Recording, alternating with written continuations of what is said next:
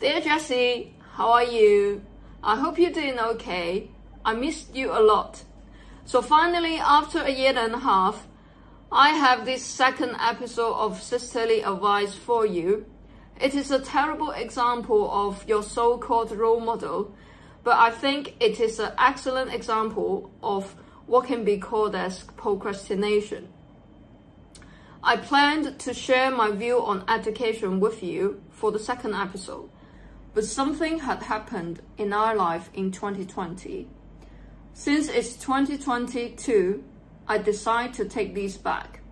I can't believe how time flies. We have had a tough time during the national holiday in 2020. Our grandmother departed from us one day before Mid-Autumn Festival. It was an incredible time for most families in China, but for us, it was the worst. So I decided to share something else with you.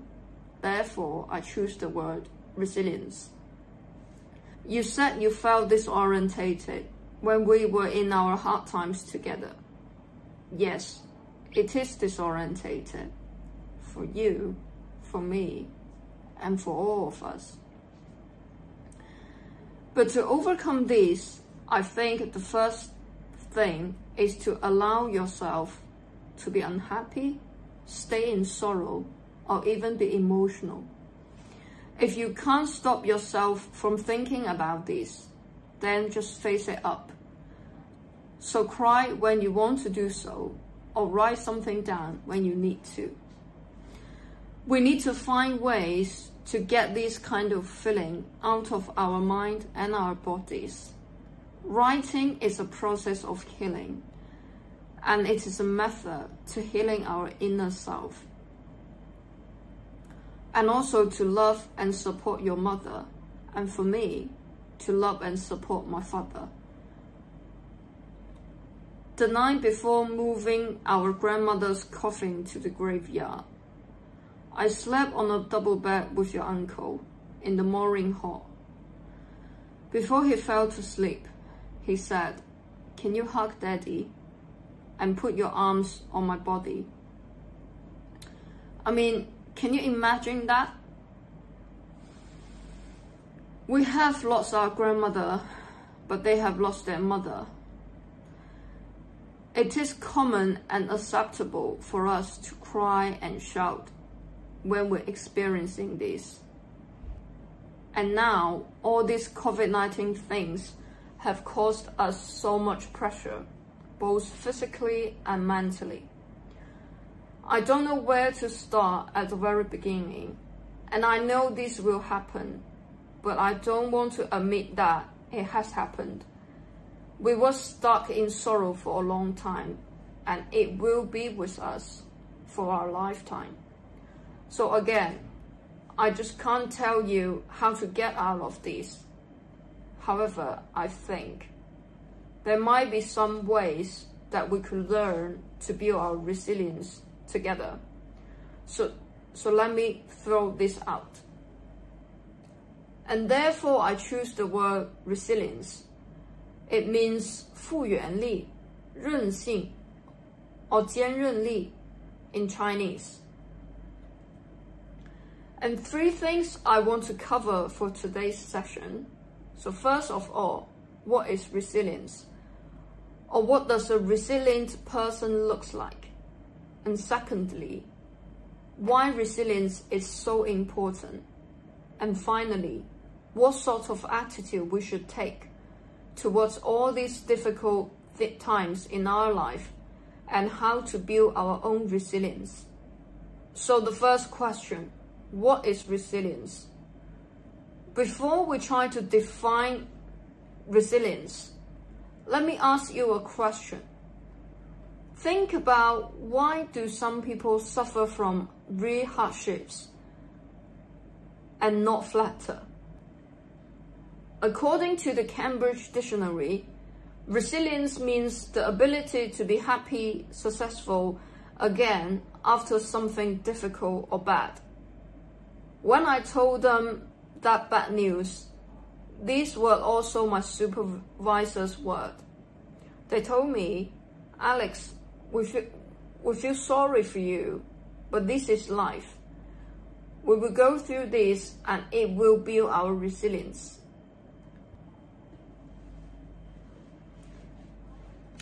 Yes, we all know we will go through this, and resilience is something we realize we have after the fact. In management studies, resilience is also a significant body of literature. Intuitively, resilience means bouncing back. Resilience is a process that emphasizes the appraisal of feedback and experience with adaptation, by which individuals adapted to dealing with risk in their environment. So Cooper and colleagues define resilience as the ability of bouncing back from setbacks combined with remaining effective in challenging demands and difficult circumstances and growing more robust in that process. It sounds complicated, right? But don't worry. Let me explain this a bit more. Resilience is about our behavior and about how we respond to the fact, resources, and our emotional or cognitive ability to face down reality. The second question is why resilience is so important. A CEO of resilience training program once said, more than education, more than experience, more than training, a person's level of resilience will determine who succeeds and who fails. That's true in the cancer world, and it is true in the Olympics, and it is true in the ballroom. Resilience develops our propensity to make meaning of terrible times. When a bad thing happens, usually people see themselves as victims, and living through hardships carries no lesson for them. But resilient people devise construct about their suffering and to create some meaning for themselves and others. People sometimes say, why me? But I started to think and to ask, why not me? After my house was burgled in 2019. Most researchers agree on how resilient people build bridges from present-day hardship to a fuller, better constructive future. Those bridges make the present manageable, without a better word, removing the sense that present is overwhelming. This concept was beautifully articulated by Viktor Frankl, an Austrian psychiatrist and an Oxford survivor. In the mindset of stacking suffering, Frankl invented meaning therapy, humanist therapy techniques that helps individuals make the kind of decision that will create significance in our lives. And this is why resilience is so important, because it gives us meaning and help us to make sense of ourselves and the world, even when we are suffering from really hardship. So the third question, how could we build our own resilience? Different people have different opinions about this, but I want to emphasize 4 things or 4 simple steps. So the first step is to be positive, optimistic, and realistic. A common belief about resilience is that it stems from an optimistic nature. The rise of resilience studies is also relevant to positively and positive psychology. Sometimes we misunderstand the underlying meaning of what is optimistic or what is optimism. Practical optimism is the ability to see harsh truths and deal with them. And we need to make sure such optimism doesn't distort the sense of reality. Resilient people have very sober and down-to-earth views on those parts of reality, and that matters for survival. A question here is optimism nature or nurture? Can we train ourselves to be optimistic or think positively? The answer is yes, but there's no one best way. We could all have our own path or method towards this. A very simple change I have made is try to write down 3 things I'm grateful for every day. So these simple techniques help us look for the bright side of our life. And however, we need to be careful of the excessive positively project effect. Being positive and optimistic is the attitude we should have, but being realistic help us to overcome what we have encountered and help us to prepare for the worst that can happen. So now let's move to the second step. The second step is to face reality and bouncing forward.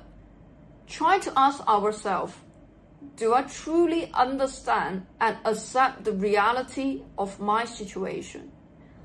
These are good questions. Research suggested that most people slip into denial as a coping mechanism. For example, Kubler-Ross argued that when we experience change or hardship, we will encounter 5 stages: denial, anger, bargaining, depression, and acceptance.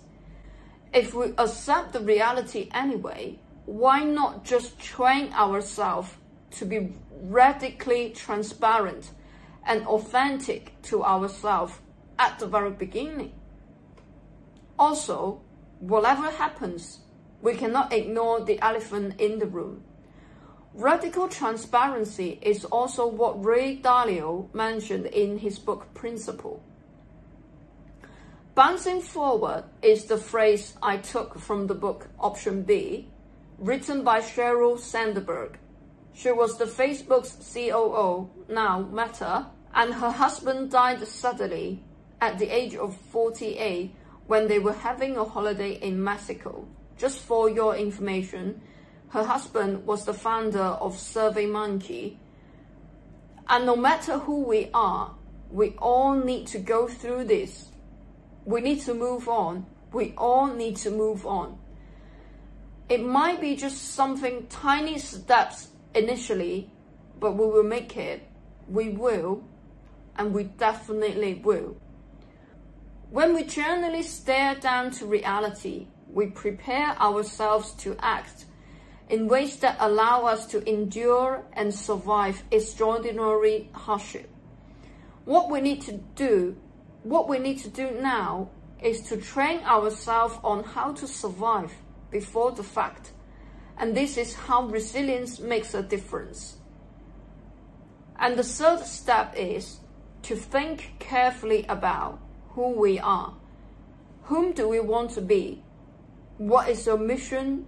And what is our identity? In Frankl's book, he said, we must never forget that we may also find meaning in life, even when confronted with a hopeless situation, when facing a fate that cannot be changed. Throughout our entire life, we are trying to make sense of ourselves and trying to make sense of the world around us. Our identity is how we see ourselves. You might not be aware that what you do, how you act, and how you present in your daily life is the byproduct of your identity. I think we are more likely to be self-motivated if we're clear about our identity. We are more likely to be motivated by the intrinsic motivation rather than extrinsic motivation. Identity is like our heart. What we are doing is like our brain. And how we are doing is like our hand. We are aiming for the trinity of heart, mind, and hand. And the fourth step is building a system to develop our own resilience. Many of the early theories about resilience suggested on the role of genetic. So it means it's nature. Some people are just born resilient. So the argument went. And it is true, but an increasing body of empirical evidence shows that resilience can be learned. Building a system for this will allow us to reflect on how specific aspects of resilience can be used in challenging situations.